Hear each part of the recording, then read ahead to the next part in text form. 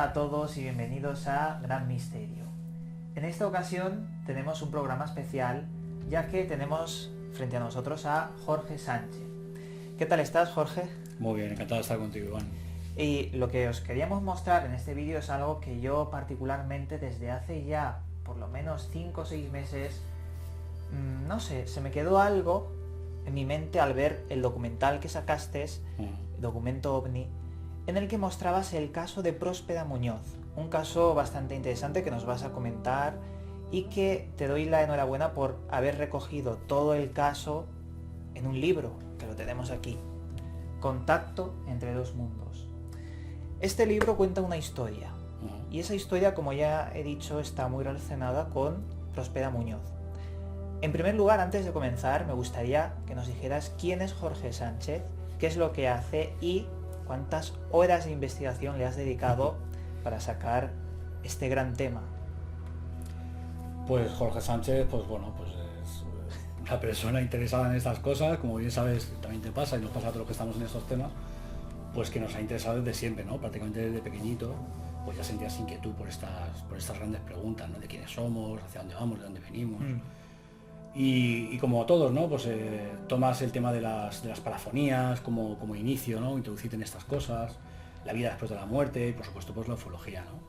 Y dentro de la ufología, pues yo entendí, en el caso que tocamos hoy del libro de Próspera, entendí, como te comentaba antes a micrófono cerrado, pues que yo no comprendía, no concebía el hecho de que a nivel nacional o internacional o cual fuese, pues que no hubiese un libro dedicado al caso de Próspera Muñoz, ¿no? Que como sabes es el más importante del tema de la abducción en España, ¿no? Sí.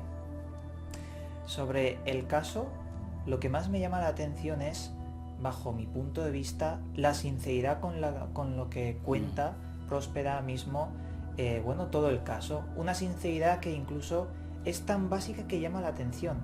Las explicaciones que ella misma da sobre todo el caso. Para que la gente que nos está viendo, que seguramente muchos no conocían el caso, ¿cómo empezó toda esta historia? ¿Qué es lo que le pasó a Próspera Muñoz? Pues ahí tenemos que remontarnos, Iván, al verano de 1947, como sabemos, en la provincia de Murcia, en la localidad de Jumilla, en un paraje muy bonito que se llama La Jimena, que además es muy bonito porque está en mitad de la naturaleza, en mitad del monte. Pues bueno, sus padres tenían una pequeña casita de aperos que llaman para guardar las herramientas de labranza, y que ellos habían adaptado un poquito, vaga la expresión, pues para pasar los fines de semana y un poquito pues estar en contacto con la naturaleza, ¿no? Decirte que ese día, el día tan especial que ella tiene el primer contacto, ella está acompañada por su hermana Anita, 2 o 3 años más mayor que ella, y su tío Juan, que hacía un poco de encargado de llevar un poco la huerta y ese tipo de trabajos de campo, ¿no? La misma noche que ellos llegan, ese fin de semana que llegan allí a Villa Próspera, así lo cuenta Próspera, a modo de juego estaban jugando en mitad del campo con su hermana, y ellos ven, esto es algo que no se ha comentado nunca, una serie de esferas muy chiquititas de un color rojizo muy vivo.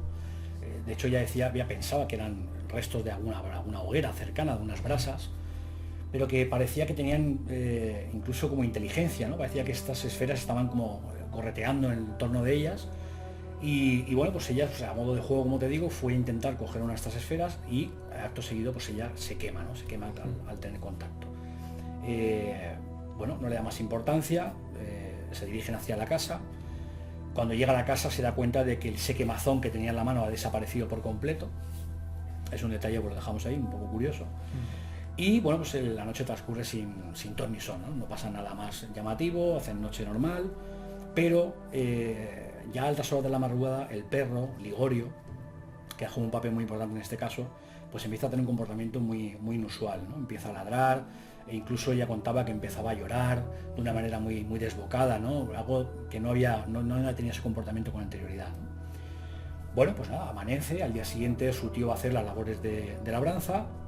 De hecho, estaba encargado de trabajar en varias granjas también cercanas, en otras labores. Y bueno, justo cuando su tío se ausenta por unos instantes para atender esos trabajos, se arremolinan en torno a un ventanuco que daba al exterior de la casa, y Próspera ve que desde la lejanía se acerca lo que ella identifica como un cacharro. Decía, pues, algo de color metálico que iba volando a través de las viñas, por entre las viñas, a ras de suelo, pero volando. Bueno, pues en ese momento ella la excitación, imagínate, ¿no? Pues empieza que quiero ver.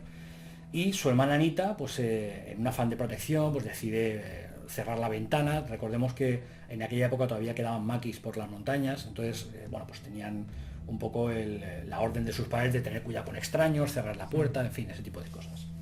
El caso es que, para su sorpresa, en cuestión de segundos, aquello, fuera lo que fuera, se detuvo a escasos metros de la ventana de Villa Próspera. Acto seguido, lo que ven es, de ese objeto bajan dos seres, así ya lo he contado siempre, dos personas antropomorfas, con una especie de casco que ya recordaba como aquellas antiguas peceras, sí, cuando éramos críos, sí, ¿no? Bueno, hacen un gesto un poco extraño, hacen un clac, se quitan esa especie de casco y se dirigen hacia la puerta principal. En ese momento ella recuerda perfectamente una especie de un bip, bip, bip, bip que va increciendo, un sonido muy peculiar, y para cuando se dan cuenta, estos seres han entrado en la casa y ya están prácticamente en el salón. Bueno, pues lo que sucede a continuación es absolutamente increíble. Bueno, estos seres de aspecto bastante curioso, recordemos que eran de muy baja estatura, ella tendría unos 7-8 añitos, incluso eran más bajos que ella, ¿no? Como si fuera el aspecto de un niño. Uno de ellos tenía aspecto más mayor, tenía la cara un poco arrugada, en fin, una serie de detalles que llevan de toda la historia. Y aunque suene surrealista, bueno, estos seres, la manera que tienen de entablar conversación es pedir un vaso de agua. Un vaso de agua. Piden un vaso de agua, Anita se lo ofrece, y lo que ven es que cuando este ser va a coger el vaso de agua, se fijan que les falta el dedo pulgar, solamente tienen 4 dedos.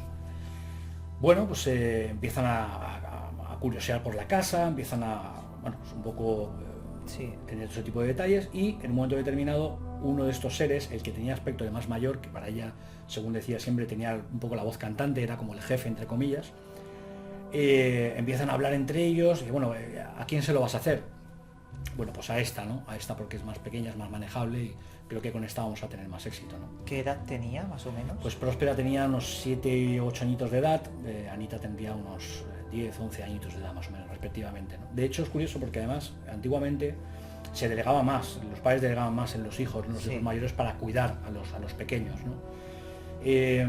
Bueno, pues se decantan por Próspera, por el motivo que fuera, y les proponen textualmente si quieren participar en un experimento de tipo altruista, tal cual, ¿no? Esto es textualmente lo que ella recuerda que sucedió en ese momento. Bueno, pues acto seguido, ella, sin dudar en absoluto de nada, dice que sí, se presta a ello, y bueno, y a continuación pues siguen curioseando por aquí, por el salón, e encuentran un calendario lunar que estaba de cartón encima de la chimenea. Se interesan mucho por las fases lunares, de hecho llegan a tener una conversación un poco peculiar, ¿no?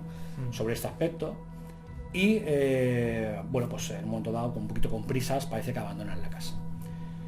Bueno, el tío vuelve de esas labores de campo, y ellas automáticamente le cuentan, ¿no? Bueno, pues han venido 2 señores un poco extraños, han estado por aquí, nos han hecho unas preguntas, en fin, el tío no da crédito, por supuesto, piensa que es un juego propio de la edad, no le da más importancia, y bueno, y una vez más, pues el día pasa sin más dilación, ¿no?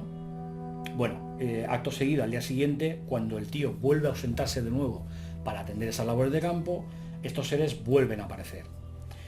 En esta ocasión, bueno, pues un poco les hacen entender que va a haber un segundo encuentro, y esa misma noche, adelantándose un poco porque hay que ser un poco sintético, porque el caso es que es muy largo, esa misma noche, bueno, pues el tío ya estaba un poco preocupado, ¿no? ¿Quién visita a estas nenas, ¿no? ¿Por qué, ¿no? ¿Qué ocurre aquí, ¿no?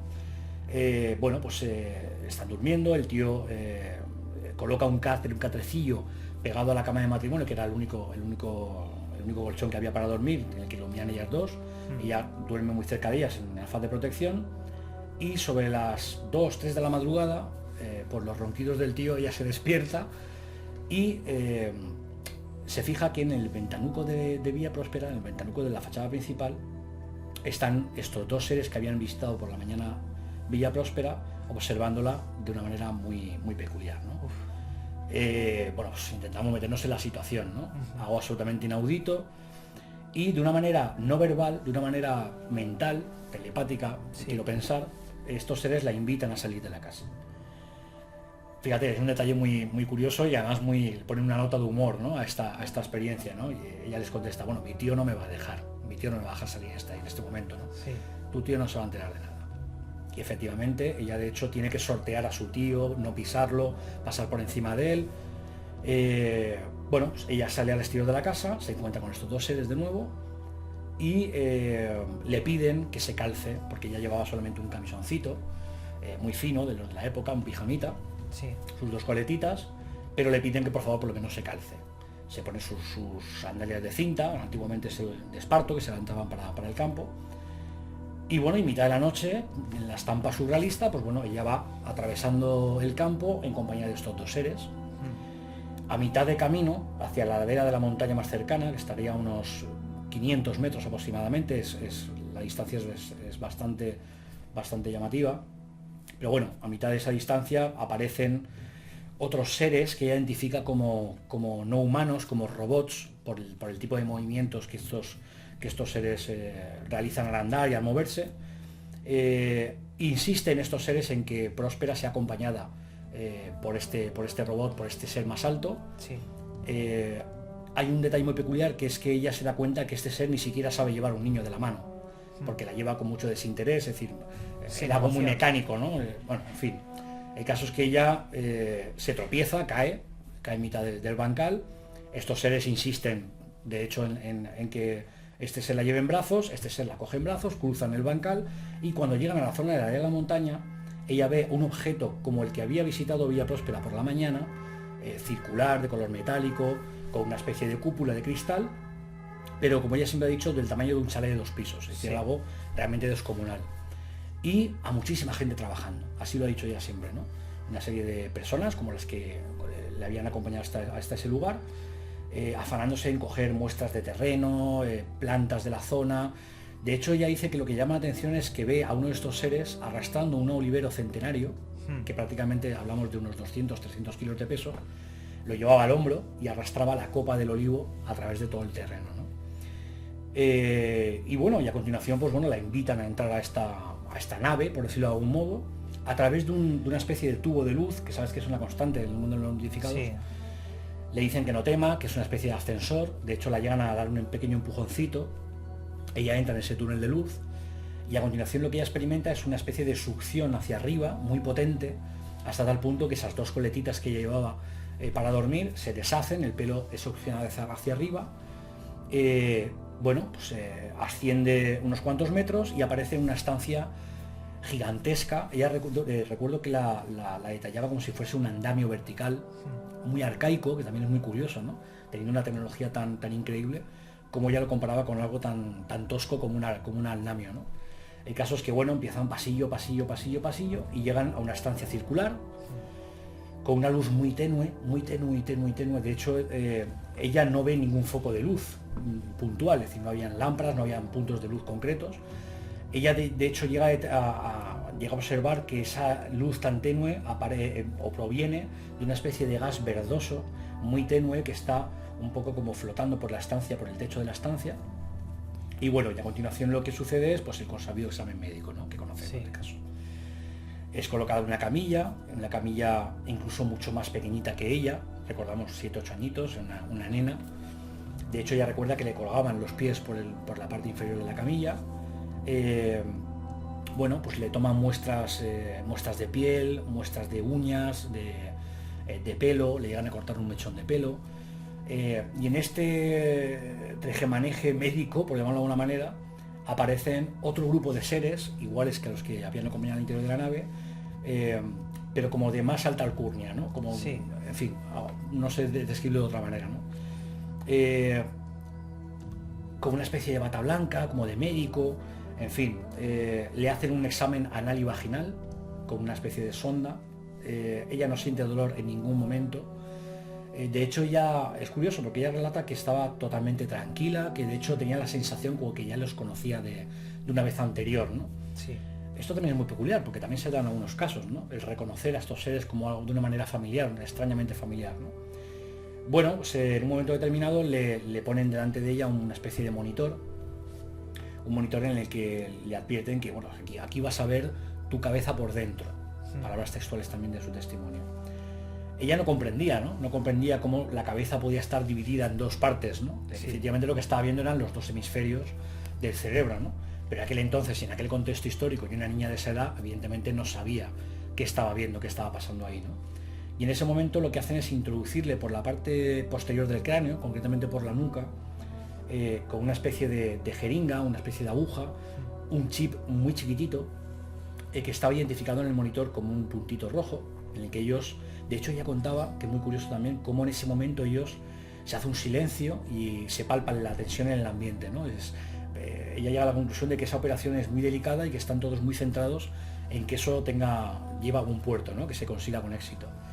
Bueno, pues ella más o menos en la localización aproximadamente a la altura del oído derecho, deja al parecer esa especie de chip, esa especie de lucecita.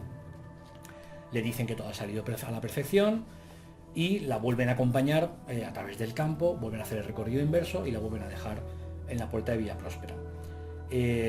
Esto lo hace uno de estos robots, por decirlo de alguna manera, ¿no? Me estoy saltando muchos detalles, sí, claro, pero como es muy extenso, en el libro soy por supuesto mucho más concreto, ¿no? En el momento en el que este robot va a dejar a Próspera dentro del domicilio, le pide que la mire a los ojos y una especie de haz de luz incide en los suyos y ella parece que pierde el conocimiento, ¿no? Ese famoso missing time o tiempo perdido, ¿no? Sí. Lo siguiente que recuerda es que se despierta por la mañana, mediodía, 12 de la mañana, Anita la despierta como muy excitada, diciéndole, bueno, pues que se habían dormido, que tenían que atender a la labor del campo, tenían que ayudar a su tío y se habían dormido, que tenían que despertarse y darse prisa, ¿no? Y le pregunta que dónde se había metido. Próspera duda, bueno, ¿por qué me dices eso, no?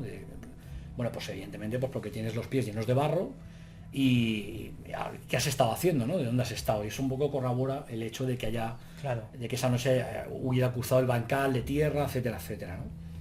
A partir de ahí suceden una serie de detalles curiosísimos, ¿no? Como por ejemplo que las portezuelas de la despensa donde ellos tenían las provisiones, por de alguna manera, para pasar esos días en el campo, estaba atrancada. Ni siquiera su tío, que era un hombre fornido de campo, acostumbrado a trabajos duros, no pudo abrir las portezuelas de madera de la despensa, que por otro lado podemos pensar que es un detalle sin importancia, pero que luego tiene su explicación, ¿no? El padre incluso, con la ayuda del tío, no hay manera de abrir aquello, ¿no? Bueno, pasan los días, tenían comida preparada, con lo cual tuvieron que subsistir con lo poco que tenían, que el padre había vuelto a hacer compra, y en un momento determinado Próspera, a modo de broma, les dice, bueno, igual yo sí puedo abrir la puerta, ¿no? Bueno, cariño, ¿cómo vas a poder abrir la puerta si tu papá y yo no hemos podido, ¿no? El caso es que ella va a hacer ademán de abrir y con toda facilidad del mundo las puertas ceden y abren. ¿Qué se encuentran? Pues una estampa absolutamente increíble. Todos los alimentos que habían almacenado ahí para pasar esos días estaban totalmente podridos, absolutamente enmohecidos, como si hubieran pasado años, ¿no? Algo absolutamente desconcertante, ¿no? Uno podría pensar que ciertos alimentos caducos puede tener cierta razón de ser, ¿no? Sí. Pero alimentos como el arroz, legumbres, garbanzos, productos que además, según su testimonio, según ella recordaba, estaban incluso en tarros de cristal con cierre hermético, con lo cual no tiene ningún tipo de explicación, ¿no? Sí. Lo que a continuación sucede, y esto es una de las cosas más llamativas del caso, y yo entiendo que suena muy a ciencia ficción, porque cuando hablamos de estas cosas suele pasar, y es absolutamente razonable, pero siempre queda el testimonio y los detalles del caso, es que ella se da cuenta de que en una mesita, en en el salón de la casa, ella ve un objeto muy peculiar que nunca había visto con anterioridad, un objeto de unos 15 centímetros de longitud, que se plegaba sobre sí mismo. Ella recordaba, lo asemejaba a los dos rabitos, a un par de parejas de cerezas, con los dos rabitos. En un extremo había un cilindro y en el otro extremo una esfera, de color dorado, muy liviano, muy extraño, ¿no?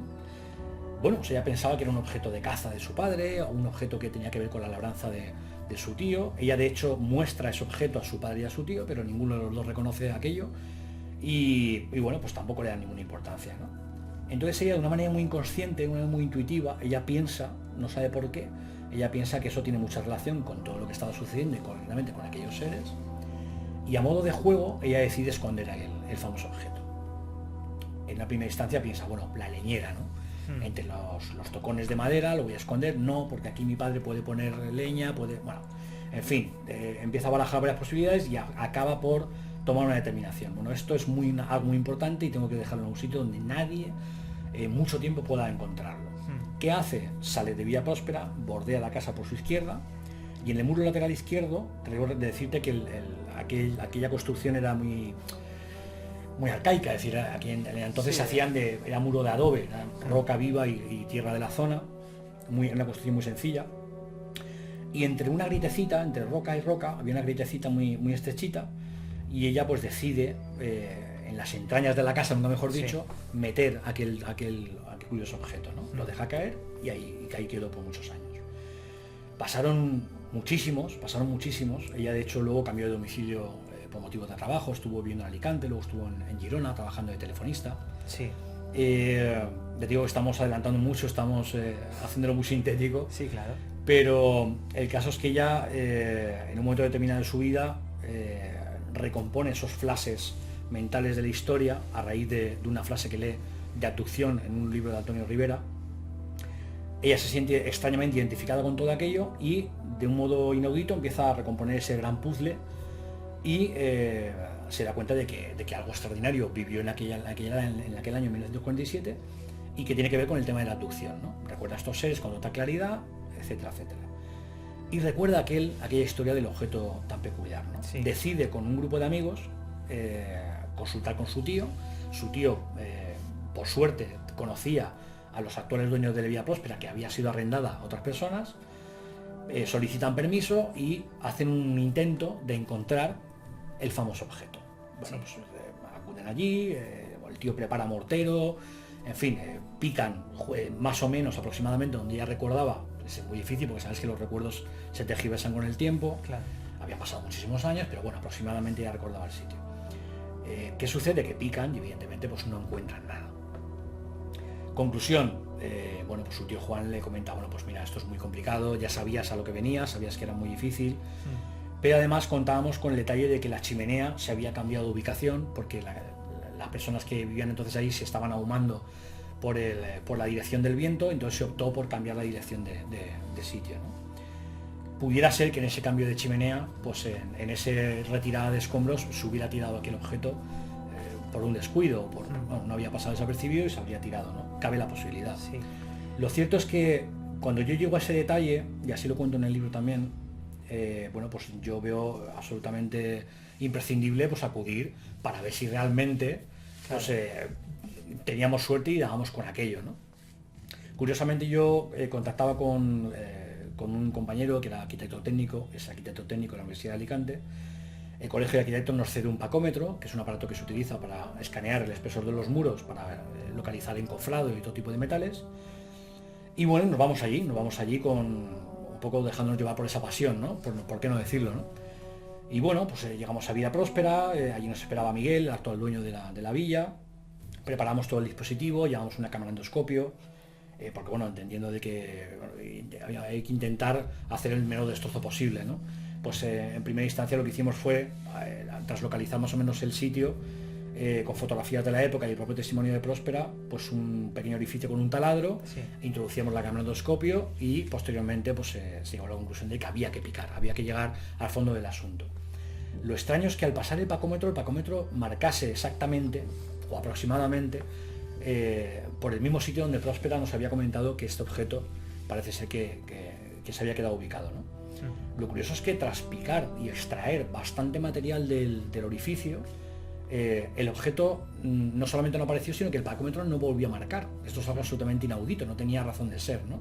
Hablamos de tecnología, es decir, de un aspecto científico, no tenía sentido que aquello no volviese a marcar, ¿no? Ni incluso ubicando los escombros en una mesa donde pudimos escudriñar hasta el más mínimo detalle, incluso la arena de la zona, se hizo un estudio de la mineralogía de la zona para ver si había un alto contenido en metales, en hierro y tal, y tampoco fue el caso, ¿no? Quiero decirte con eso que la conclusión fue absolutamente desconcertante, ¿no? No supimos realmente el motivo, ¿no? Pero bueno, por lo menos Se hizo el intento, era imprescindible hacerlo y bueno, nos dejó bastante desconcertados a todos, ¿no?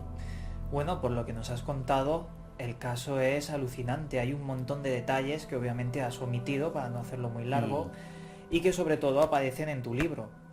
Pero a mí lo que más me llama la atención de este caso son las pequeñas explicaciones que entre comillas podrían ser oficiales. Explicaciones de lo extraño. Por ejemplo, este árbol, el olivo que de repente desapareció, me has estado contando que hay una denuncia de que de verdad desapareció un árbol y que está como cortado en una forma de caja sin ni siquiera ver como que lo han extraído, que sería lo lógico, extraer y arrancar el árbol. Pero se ve como que lo han cortado y lo han elevado con una fuerza inmensa. Son esos pequeños detalles que la verdad me llaman la atención porque vemos que se puede corroborar con la historia que nos está contando. Sí, porque además, perdón Iván, te he interrumpido. Sí, porque además te das cuenta de que, a ver, está claro que cuando uno se acerca a un caso tan fascinante como el de Próspera, evidentemente lo hace con objetividad, con toda la seriedad posible y con toda la transparencia que uno tiene a su alcance, porque evidentemente no te hacemos ningún favor al público, en este caso a los lectores, en trasladar una milonga, hablando en plata, a los demás, ¿no? Dicho eso, sí que es verdad que hablamos de un caso que ha sido investigado por prácticamente todos y cada uno de los investigadores primigenios en España. Hablamos de Jiménez del Oso, Faber Kaiser, Javier Sierra, Carballal, Antonio Rivera, es decir, así como periodistas curiosos. De hecho, Próspera pasó por prácticamente todos los canales de televisión habidos y por haber en España en aquella época, ¿no? Oye, el pensar que nadie se diese cuenta de que esta persona estaba contando una falacia y que no tenía ni pies ni cabeza, que no tenía sentido, pues llama la atención, ¿no? Me llama la atención que personas de tanta reputación y de tanta seriedad y con un bagaje de investigación tan fuerte no hubieran caído en eso, ¿no? Con lo cual también es un añadido a pensar que por supuesto, la experiencia de Próspera es, para mí, a título personal, es absolutamente real, ¿no? Atribuirlo a un contexto extraterrestre, pues no sabemos, ¿no? No sabes que es muy difícil, ¿no? Que algo sucede en Villa Próspera, no me cabe la menor duda, así también me lo corroboró Juan José Benítez, con el que tuve el placer de hablar por teléfono en un momento determinado de la historia, así que con Javier Sierra y otros compañeros. Y esa denuncia que tú hacías mención, fue un tema que me lo corroboró Sierra por teléfono, ¿no? Es decir, efectivamente hubo una denuncia por la Guardia Civil de la zona, allí en Jumilla, del robo de un olivo centenario. Y como tú decías, fue extraído de la tierra de un modo muy peculiar. Es decir, tú lo has matizado muy bien. Cuando arrancas un árbol de estas características, con unas raíces tan arraigadas, con algunos no me hablaban a la idónea, pero en un terreno, el destrozo que se hace es terrible, ¿no? De hecho, el arrastrar un árbol de ese peso, pues deja huella en el terreno en diferentes localizaciones, ¿no? Y cuando se llega allí y se realiza esa denuncia, nada más lejos de la realidad, ¿no? De hecho, como tú decías, se encuentra un cuadrado casi perfecto. De hecho, la descripción que hace el testigo es de que se ha arrancado como cuando uno mete una cuchara caliente en un tarro de mantequilla. Sí. Es algo absolutamente inaudito, ¿no? Y es esa misma palabra la que se repite muchísimas veces en el caso de Próspera, ¿no? Alguien dijo en una ocasión que en este caso había un porcentaje muy alto de fe en lo que Próspera ha ido contando a lo largo de todos estos años, ¿no? Bueno, yo no sé si estoy de acuerdo en que sea fe o no sea, ¿no? O sea otro tipo de enfoque, ¿no? Lo que sí que es cierto es que cuando uno unifica o reúne o junta todo este tipo de enfoques y de pruebas y de testimonios y de conclusiones, pues no te queda otra que asumir a la fuerza que realmente esta mujer, que es absolutamente transparente y con un grado de humanidad envidiable, con un grado de honestidad que más de uno quisiera, a la hora de contar una experiencia de este tipo, bueno, en fin, no tiene ni pie ni cabeza, ¿no? Yo creo que estarás conmigo al pensar y transmitir que cuando llevamos tanto tiempo investigando muchos casos, a veces ufológicos, casos extraños, y estás frente a una persona, tú sabes si la persona miente o no, tú sabes esa calidez humana. Y yo mismo, cuando conocí a Próspera en el documento OVNI, en el documental, yo vi una persona totalmente sencilla, que no tenía nada que perder y que simplemente transmitía lo que ella entendió ver, que a lo mejor no fue lo que vio en su totalidad, pero sí que vio y pasó algo totalmente extraño. Es difícil, Iván, porque tú lo sabes también como yo, ¿no? Esto que acabas de decir. Es decir, al final lo que te encuentras, y lo dice ella, ¿no? Ella misma, yo soy una persona sencilla a la que le ha pasado algo extraordinario. Sí, claro. Y es cierto, cuando conoces a Próspera en persona te das cuenta inmediatamente de eso mismo, ¿no? De que tiene unos valores humanos, una transparencia, una honestidad, una sencillez y una cercanía a la hora de contar algo tan increíble, que a lo mejor tampoco es la palabra, pero que al final es lo que es una experiencia increíble, extraordinaria, que te hace eso, ¿no? Por eso decía lo de juzgar. Es difícil porque tienes que juzgar sin concluir, ¿no? O concluir sin llegar a juzgar a la persona. Sí. Siempre desde el respeto, por supuesto, ¿no? Porque sabes también como yo que cuando una persona vence ese temor al ridículo y ese rechazo social y a esa burla y al descrédito, Sí. Pues oye, no es fácil, ¿no? Además, no es nada fácil, ¿no? Hay que tener en cuenta que esto le pasó cuando era muy pequeña y hasta han pasado muchísimos años, Claro. hasta hoy en día sigue contando y transmitiendo lo que le Sí, pasó. sí, exactamente lo mismo, ¿no? Y además lo cuenta con una exactitud y sin fallar a ningún tipo de detalles, ¿no? Algo también muy peculiar, Iván, que acabo de recordar, que me lo comentó Marcelino Requejo, que es uno de los mejores investigadores de campo de este país en el mundo de la ufología, quien ha hecho también el prólogo del libro, que quiero mucho. Y es un detalle que yo no había caído, y, oye, uno no está en todo, ¿no? Pero no había caído y que es muy curioso. Y es que sabes también como yo que la expresión platillo volante Sí. no entró en España hasta después del caso de Kenneth Arnold, en aquella década de los 50, ¿no? Esto sucede en el año 47 y sucede en el año 47 a una niña de 7 años de edad que no estaba influenciada en absoluto ni por literalidad ni por ciencia Claro, ficción, eso es muy llamativo. y no olvidemos también, por supuesto, que no estaba sola. Es decir, esto es una experiencia que ella vive con su tío, con su padre y con su hermana, con la que, por cierto, tuve el placer de entrevistarme en diferentes ocasiones, la cual corroboró punto por lo menos hasta donde ella recuerda, porque no tiene un recuerdo tan completo como ella, todo lo que vivieron en aquel verano del 47 en Villa Próspera, ¿no? Y además es curioso, porque en el caso de Anita, ella no había declarado nunca, jamás, a ningún medio de comunicación su perspectiva, ¿no? Es curioso, Sí. es decir, en un mismo punto de donde se ha dado una circunstancia tan extraordinaria, no hablamos de un testigo único, sino que hablamos de dos personas que han vivido prácticamente el mismo caso, ¿no? Y ella me decía, mira Jorge, yo no conté nada en su día porque tenemos que remontarnos al contexto histórico. Por desgracia era un contexto muy machista, Sí. la mujer era la señora de su casa y tenía que guardar respeto a su marido, que es algo que por suerte hemos superado. Y entonces ella me contaba que bueno, que por respeto a su marido no creía en absoluto en estas cosas, pues no contó nunca nada, ¿no? Al respecto, ¿no? Lo curioso es que bueno, por casualidad o no, fui yo, podía haber sido otro compañero del misterio, ¿no? Pues lo dejamos también ahí, ¿no? Pero yo recuerdo que en otros mundos, en el programa que dirige y presenta Javier Belmán en radio, pues yo le planteé, ¿no? Me llamó para intervenir en el programa y me contaba, bueno, ¿tienes algo para esta semana? Por ejemplo, mira, casualmente acabo de grabar el testimonio de Anita Muñoz del caso de Próspera, hombre, y me corroboraba esto mismo, ¿no? Qué fuerte que nadie hubiera tenido ese testimonio con anterioridad, ¿no? Y para mí eso es lo que más me ha gustado de este caso, que ha sido el único, el pionero que ha recogido todos y cada uno de los datos que hay sobre este tema y lo has puesto en un libro. Y además has ido a la casa, has picado la piedra, has buscado el objeto y te has interesado muchísimo por rescatar todos los datos. Había que hacerlo porque bueno, alguien quizás pudiera pensar que hablamos de egos, ¿no? Para nada más lejos de la realidad, ¿no? Yo te decía por lo de pionero, ¿no? Yo es que si no lo matizo no me quedo tranquilo, ¿no? Pero no, nada más lejos de la realidad en el sentido de que no, a ver, o sea, aquí lo que hay es curiosidad, hay pasión por estas cosas y sobre todo la sensación que yo tuve en el primer momento en el que yo decidí escribir el libro fue la sensación de responsabilidad que te comentaba antes, ¿no? Es decir, oye, si precisamente va a ser el primer libro sobre un caso tan conocido y tan polémico y tan controvertido, oye, a mí me llegó a sobrepasar el tema, ¿no? Es decir, bueno, ¿cómo lo voy a enfocar? ¿Cómo voy a mostrar este caso tan extenso y tan investigado por tantas personas, ¿no?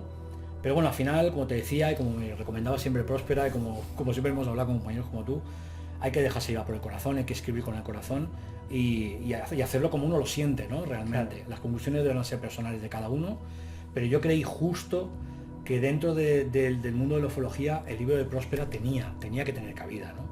Pero bueno, como nos puede pasar ya a ti y a mí, ¿no? Que tenemos interés en estas cosas, claro.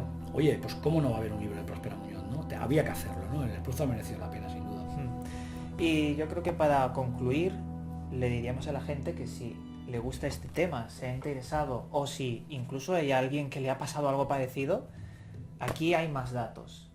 Y yo pienso que es un libro de investigación escrito con el alma, porque has quedado con ella muchas veces, te has convertido, bueno, os habéis convertido en grandes amigos incluso. La palabra es amigos, sí.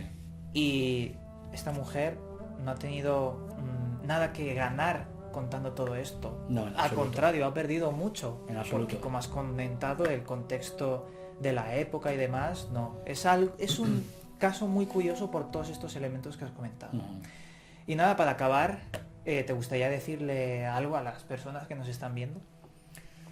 Bueno, simplemente que esto ha sido convertir un sueño en una realidad, que espero que disfruten de la lectura del libro, que dejen siempre la puerta abierta a las posibilidades, porque como sabes, la realidad supera con creces siempre la ficción. Esto Sí. es algo que siempre se ha dicho y que yo puedo constatar y dar fe de que así es, y de que hablamos de una persona que es un sol, es una persona absolutamente, se hace de querer, es una persona que tú, muy bien decías antes, enseguida cuando se acerca a ella ve esa calidad humana que tiene, y que incluso, y como dato último, decir que incluso ella llegó a costar salud, es decir, su marido, en paz descanse, José María Simitiel, que fue también un referente en el mundo de la ufología en España, cortó el grifo, ¿no? Es decir, bueno, esto empezó a costarle estrés, a costarle muchos nervios, la fractura de los nervios siempre está ahí a flor de piel, pero ella nunca jamás cerró la puerta de su domicilio, de su intimidad, de su casa, a quienes se quisieron acercar a su experiencia, ¿no? Y a día de hoy lo sigue haciendo. Yo creo que es una cosa absolutamente respetable, que hay que tener muy en cuenta, y que nada, que le mandamos también un abrazo desde aquí. Bueno, claro. Y ole, ¿no? Ole por esa valentía y por esa sencillez al contarlo, ¿no? Muy bien, pues también muchas gracias a ti por haber estado aquí A ti, Iván. en Gran Misterio. Y nada, espero que tengas muchos éxitos y que continúes investigando para traer más libros, porque hace falta investigación de campo sobre todos estos temas. Sí, por supuesto, y os adelanto y lo dejamos un poquito en el aire, que hay muchos datos de este caso que todavía están por salir, lo dejamos un poquito ahí para que, bueno, quién sabe, ¿no? Muy bien. Y nada, desde aquí os mandamos un cálido abrazo y como siempre nos veremos en otro vídeo. Adiós.